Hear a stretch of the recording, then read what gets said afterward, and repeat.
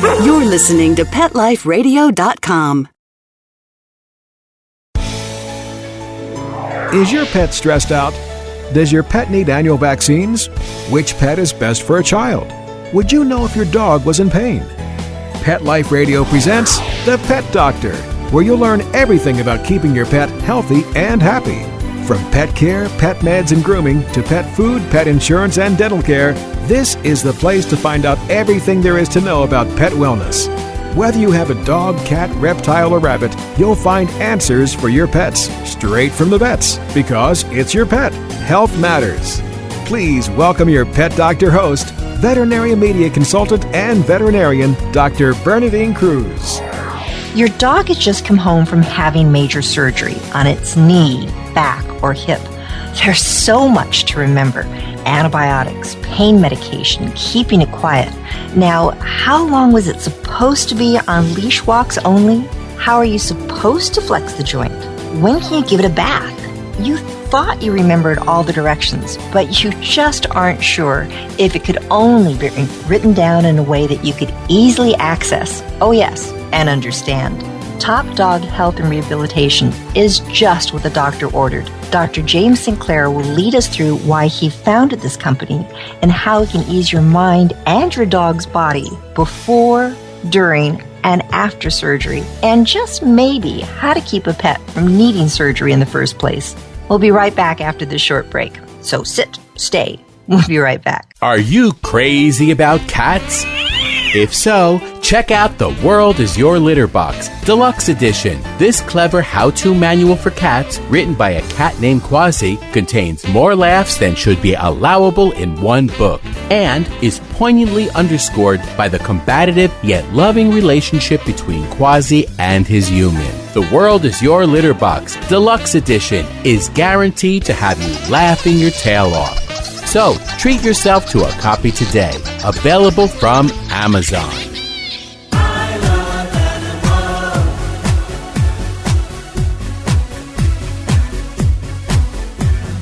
They are my friends. They are my children. They are the furry brothers and kids. They are my family. They understand me. That's how I love my pets. I Love My Pets. The new single by Mark Winter. Available in iTunes. Let's Talk Pets on PetLifeRadio.com. Welcome back to The Pet Doctor on Pet Life Radio with Dr. Bernadine Cruz. The doctor is in, and we'll see you now. Dr. St.Clair, thank you very much for being with us today. Great. Thank you very much, Dr. Cruz, for having me on the show. I wanted to just first say that I'm so impressed with everything that you have done, and I think you're an amazing advocate for pets and a great ambassador for our profession, so I appreciate all your hard work. Well, what you're doing is so unusual and so different, and it's fabulous because there are so many times. Now, I personally don't do orthopedic surgery. It's one of those things, soft tissue, yes. But when it gets down to bones, maybe because I just don't have that spatial expertise, right, I'll have an expert come in and do the procedure or refer out. But then I need to do the follow-up care. And sometimes it's like, oh, I'm really not sure what I'm supposed to do. Right. So services like yours are spectacular because going to Dr. Google, you get what you pay for sometimes. But how did you start all this? Give me some of your background. Tell our listeners how you started this. You know, I think it's an interesting story because I never expected that I would be in the position that I'm at now because I had no intentions of anything like this, you know, back when I graduated vet school in 2003. But in my last year of vet school, I was finishing up at the University of Illinois, and they had a canine rehab program, and it was really kind of new to the university scene, even though rehab had been out there for a good, 20 years. And I'm just going to clarify, rehab is what we consider in the veterinary world as veterinary physical therapy. We can't use that term, so we call it rehabilitation. So it was just getting popular, and you started to see it in the veterinary journals, and I was floored at the quantum shift where in the older days, with a lot of certain orthopedic cases or the neuro cases, where the dogs had disc surgeries, these dogs were, they were being put into crates, and we were advising them to rest them and to not do anything. Whereas the concept of physical therapy and post-operative therapy is completely the opposite. You want to get working early. You want to do certain things, immediately post-operative and then, in the short period of time afterwards. So I just got enamored with it, and I said, I got to be a part of this trend because it's awesome. And so when I graduated vet school, I had already set my eyes on opening a canine rehab facility. And, my intention originally was to be the medical director or the veterinarian that was kind of overseeing the facility and to hire, the certified veterinary rehab staff.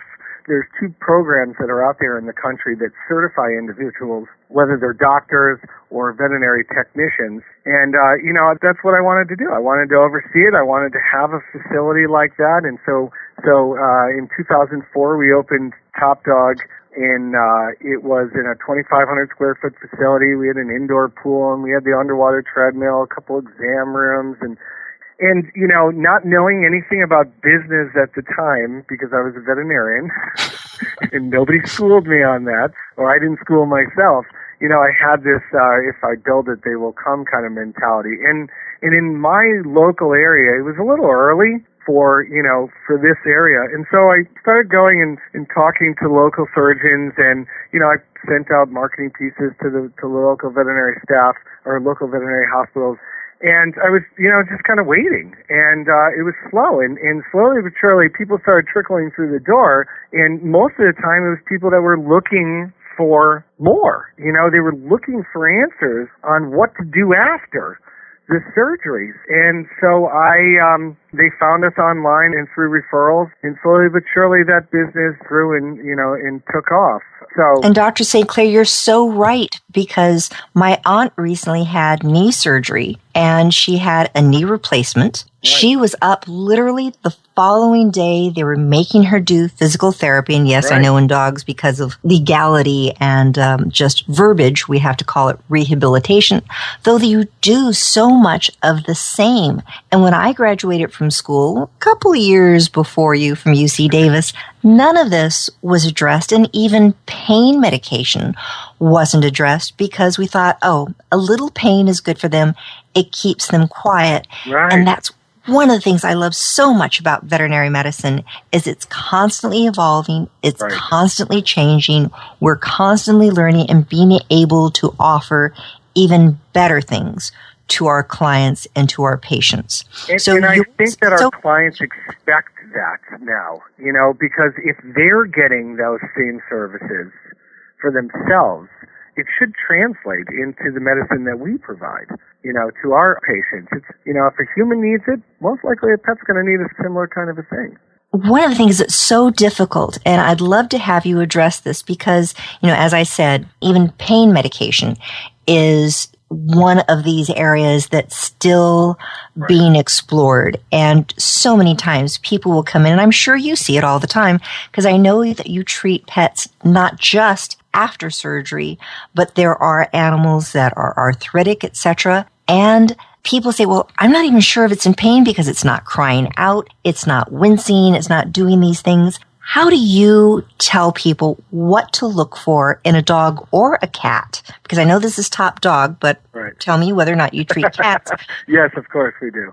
Good. All right. So what do you tell people to look for with regard to your pet is in discomfort? So that's a great question. And I am insanely passionate about this topic, as it sounds like you are. And one of the things that in the early days of me seeing clients at Top Dog, and even in my own practice, if I knew a dog is in pain, because I can read a dog, I will always ask a client, do you think your dog is in pain? And the biggest misconception amongst pet owners is that, the response would always be the same. No, the dog is not whining or crying, overtly limping.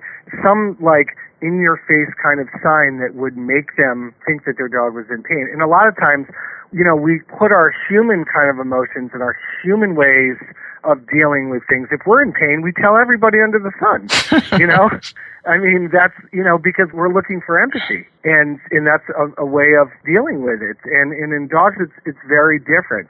So this is a two-part answer to your question. The first thing that I do is, as a veterinarian, if I know in my heart and from evaluating a dog that a dog is in pain, what I like to do is what I call a pain trial. And what I will do is I will do a comprehensive pain management of the dog for 7 days. And I do that, and I have my clients call me 7 days later and tell me, what is the difference in your dog from a functional standpoint, but yet also from an emotional standpoint? Does the dog seem lighter and happier and freer and kind of back to the way that they previously?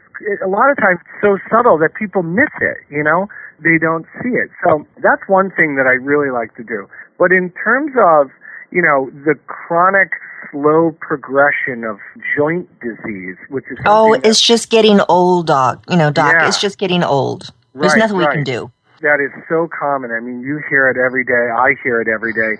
And it really hurts me. And that's why I like to do the pain trial, because one thing is for sure, right? Nobody wants their dog in pain, but they don't think the dog is in pain. But if you show them by using pain management that the dog improves, then they're a little bit more receptive to that option. But what we have at Top Dog, we've coined the 12 silent signs of joint pain. And, a lot of what we do at Top Dog, we've developed a variety of different products, based around natural joint health. But our drive is to educate consumers or pet owners about what to look for. How do you catch it before it gets too bad? So we have the 12 silent signs of joint pain. Things like slowing down. And like you mentioned, a dog, an owner saying, oh, they're just getting older. No, they're not just getting older. I have a 13-year-old dog who is very vibrant, and plays like he's a 5-year-old. So in a lot of cases, that slowing down is not just getting older. Slow to get up. People can appreciate, it looks like the dog is, a little stiff, a little slow in getting up. They may start avoiding stairs, or hesitating at the bottom of the stairs. Or when they're walking up the stairs, they may do it one step at a time, but it looks like it's ginger. Other people, there are situations where they'll avoid jumping in and out of the car. Something as simple as the dog sleeping more, like, lounging in bed a little bit longer, or even like a reluctance to go on walks and where they're not walking quite as long. The more common things that you and I notice are things like bunny hopping, where the dog, has their hind legs kind of closer together and they're using 2 legs instead of 1, because if they use one at a time, it's a little bit more painful.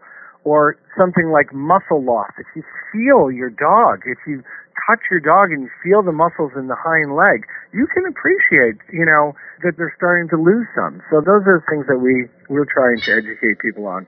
And that is so wonderful because, as you're saying, people just aren't aware of it. And yes, getting old is not a disease. Right. It's a process. Right. It happens day by day. There's nothing that we can do to stop it other than, yes, we know the ultimate thing that can be done. Right. But there are so many things that can be done to increase the quality of the life, not just the quantity of the life, because we all want to live that long, beautiful life. Now, you have this fabulous site. I love your website. It has a lot of good information on it. So one of the things, Dr. St.Clair, that I see on your site, and people can get so misled from looking at the internet, Dr. Google, talking to friends, going to their natural health food store, etc. They see all these supplements, and one of the catchphrases we all hear is, glucosamine chondroitin sulfate. It's good for your joints. It gets rid of the pain. You use this, you or your dog or cat is going to feel so much better.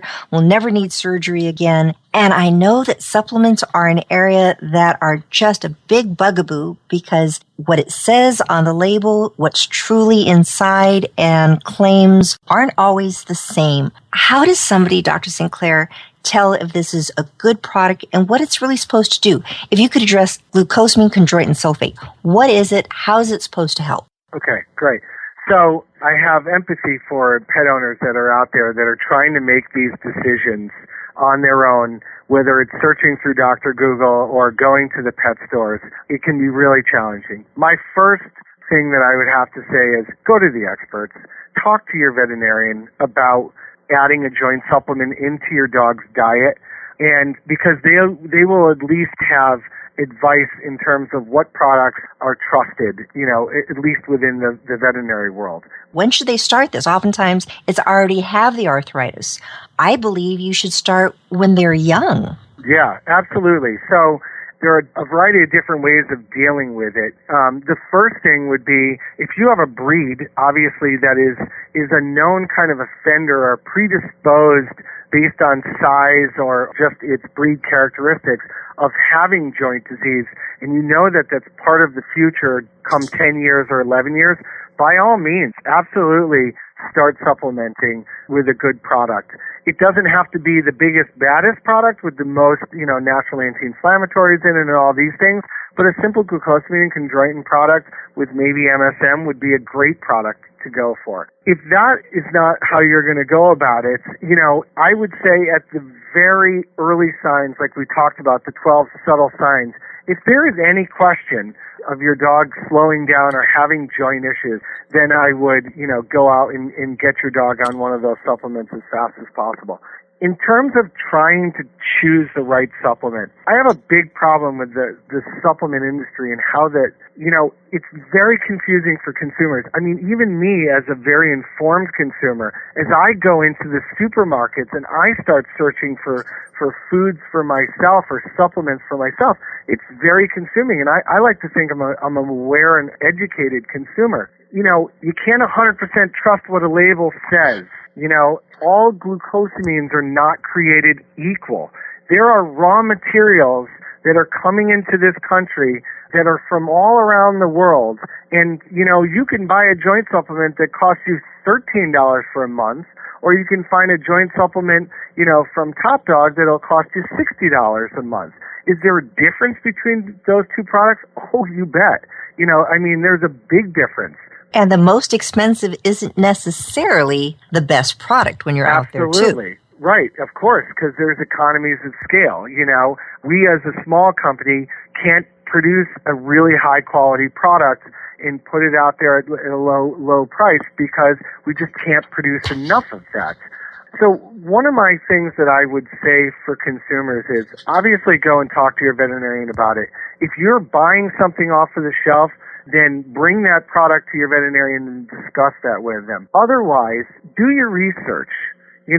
Before you go and buy that, look at the company. Look at who's making it. Who's the science team behind it? Are they out there like we're very out there in the open about our raw materials and where they come from? They're all from the United States.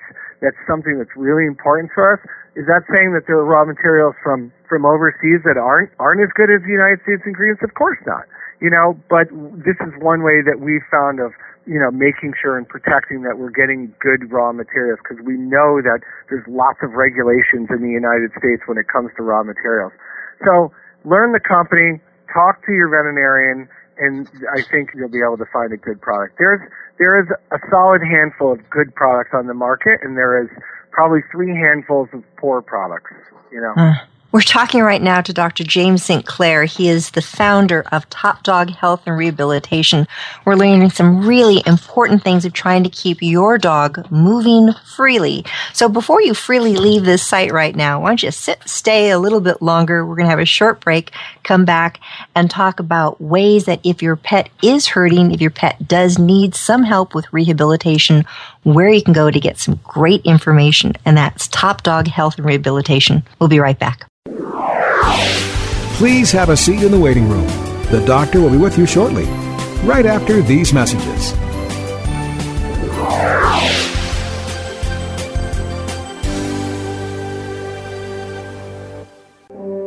Dog Shelter Blues, the new novel by Mark Conkling. This hard-hitting story lights up the world of animal rescue with engaging characters and their pets. struggling with their own internal demons as they attempt to rescue innocent creatures that sometimes bring a mysterious transforming power to broken lives. Read the first chapter of Dog Shelter Blues free at dogshelterblues.com. Then come along a breathtaking journey that ends with an astonishing triumph of good over evil. Order your copy of Dog Shelter Blues today. Available at Amazon.com and BarnesandNoble.com. Hi, this is Tim Link, animal communicator and pet expert and host of Animal Rights on Pet Life Radio. Have you ever wanted to know what your pet is really thinking? Do you want to find out if they truly understand what you're trying to tell them? Ever wish you could build a better understanding and closer relationship with your pet? Well, now you can. Learning to Communicate with Animals is a 4-part on-demand workshop. In the workshop, you'll learn the essential techniques that are necessary to communicate with animals, including what is animal communication, breathing correctly to achieve the perfect state to communicate with your animals at a deeper level, using guided meditation exercises and method to communicate with animals, and how to send and receive information from your animals. So if you're wanting to learn how to communicate and connect with your animals at a deeper level, visit PetLifeRadio.com/workshop and purchase and download Learning to Communicate with Animals. You'll be glad you did.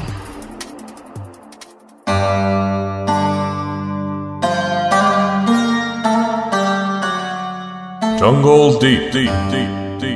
When I talk about exotic animals, I am not talking about goats and salamanders. No. This is Dr. Jones of the Jungle Deep podcast. On my show, we explore the jungle, searching for the most exotic, most endangered animals on Earth. If you love nature and her creatures like I do, listen to Jungle Deep.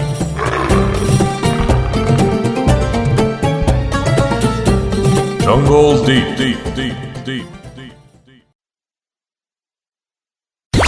Let's talk pets. Let's talk pets On Pet Life Radio. Pet Life Radio. PetLifeRadio.com. Welcome back to the Pet Doctor on Pet Life Radio with Dr. Bernadine Cruz. The doctor is in, and we'll see you now. Dr. St.Clair, this information that you have is so unique of being able to go to your site, Top Dog Health and Rehabilitation, and find videos. It's not, sometimes I can read something, it's like, that's nice. What does that mean? Right. But to be able to see how to massage a dog, how to move a joint, it's like, oh, that's what they wanted me to do. How did you start putting together all this information? It's a great question. You know, it evolved. Early on, when I had my first facility, I was consulting for an orthopedic surgeon, and I was working in my practice all day. In the lunchtime, I would drive 20 minutes. I would go evaluate a whole ton of dogs. I would then go back to my practice, then go back to my rehab facility for nights.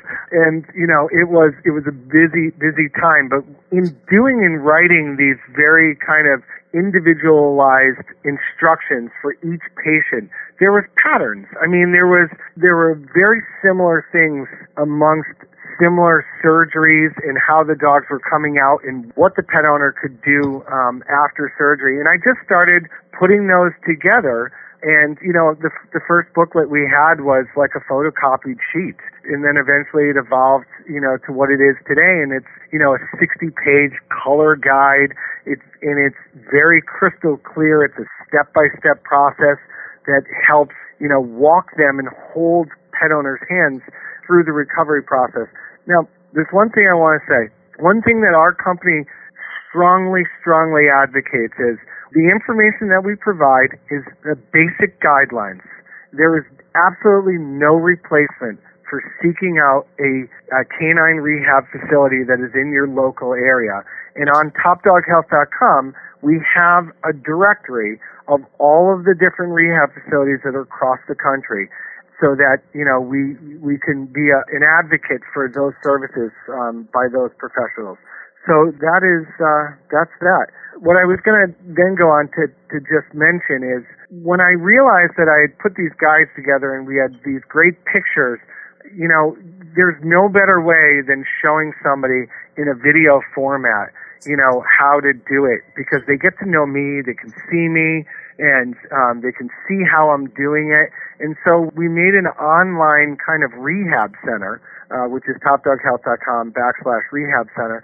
And in there's a bunch of videos and articles, and there's a checklist, and there's all kinds of things. So, it's taken us a long time to put all this information out there, but every day I get dozens of emails of people in awe and thanking us, for the information that we provide. And that's the reward, We all learn so differently, and having all of these various resources available online, free, someplace where, I can send a client here and feel comfortable that they're getting reputable, true information. Right. Even just having a library. I'll say words, and I know that people, they don't want to look like fools. They don't understand. But these are different terminologies, different words, things they've never heard of. Here they can go and go, oh, that's what they meant by that word TPLO. I just throw it out sometimes, not even hearing myself, because it's called the curse of knowledge. I know what I mean. Right. They don't. So here they go, oh, that's what they meant. So these things, I think, are so helpful, and especially no matter where you are in the United States, if you're in the middle of South Dakota and you need a board-certified veterinary surgeon, yes, you should be able to ask your veterinarian. But sometimes I know clients feel a little bit uneasy of saying, gee, doc, I'd really like to see a specialist or get a second opinion. Right. Number one, they should never feel embarrassed. I mean, we are not gods. We're all learning. Right. And if you want a second opinion, fabulous. And your place, your website allows them to learn these various things. Yeah, absolutely. And, on the opposite side of things, we have been embraced by tons of veterinary practices that have used us as a resource, where at discharge, they're going through the Top Dog Rehab books. They're showing the owners the website and the resources that they have. So it's adding an immense value to the veterinary hospitals as well. Because, we all have the same goals, right? To do no harm, and to do the best that we possibly can, and try to help the pet, and try to help the pet owners as much as we possibly can. We all have great intentions, but sometimes there's just not enough. There's not enough time to hold their hand and walk them through every little detail. And like you said, the curse of knowledge. What seems like a simple concept of passive range of motion is a whole different terminology. And it needs to be broken down and simplified for pet owners who aren't used to those words. One of the things, Simplify, that you have is a checklist, which I think is so important, because you and I have surgery and going, okay, I've had surgery and I expect to be back on my feet. Gee, I know it's not going to be immediate, but by the end of the week, I should be back and I can be able to be out there running or doing whatever I'm supposed to do. Right. And in reality, no, it's going to take time. So walk the listeners through, for instance, one of the most common surgeries I believe that dogs will have is a torn cruciate ligament. I'll call it a football injury, where a football player, a soccer player, whatever, gets tackled, feet stay one place, legs go the other. Right. That ligament that connects the bottom portion of the leg to the top, poof, it just pops, either a partial tear or complete. Now we have an unstable knee. It hurts. We're doing surgery to repair it. How long is it going to take for that dog to be back on its paws again? What does an owner need to do week by week? Right. So that is the thorn in my side. It is the thing that I have been working tirelessly at trying to relay to pet owners is the timeline, the expectations. The problem is that dogs are function-based. The knee becomes stabilized, and the dog says, I'm ready to go. Let's go. And when the reality is, it's not ready to go. And this is why so many dogs end up tearing their opposite ACL, because the first leg has never fully recovered. I always tell people, and I say it throughout our information that we provide, it takes 6 months for full recovery. It's as simple as that. I don't care how you want to get around it. It takes 6 months. Now, in veterinary medicine, we tell people 12 weeks. Well, yes, 12 weeks for us to look at the dog, functionally see that the dog is bearing good weight on the leg and using it, can go from a walk to a trot or even a run. But when you feel that leg, when you feel the muscle in that leg, you will see that that muscle is still not back to the size that it once was. And if the muscle is not back to the size that it once was, if it's not the same size as the opposite leg, the dog is not ready to be off leash. That's the way we explain it. You got to get the muscles in the hind leg to be both the same size. Because what ends up happening is, let's say the dog feels great. 12 weeks, looks normal to the average person. Even the veterinarian maybe is like, wow, your dog's doing great. And that dog, a good spring day comes, there's a squirrel in the yard, and, Rocket takes off. And because the surgery leg, the original one, wasn't fully recovered, it's now going to rely on the other good leg.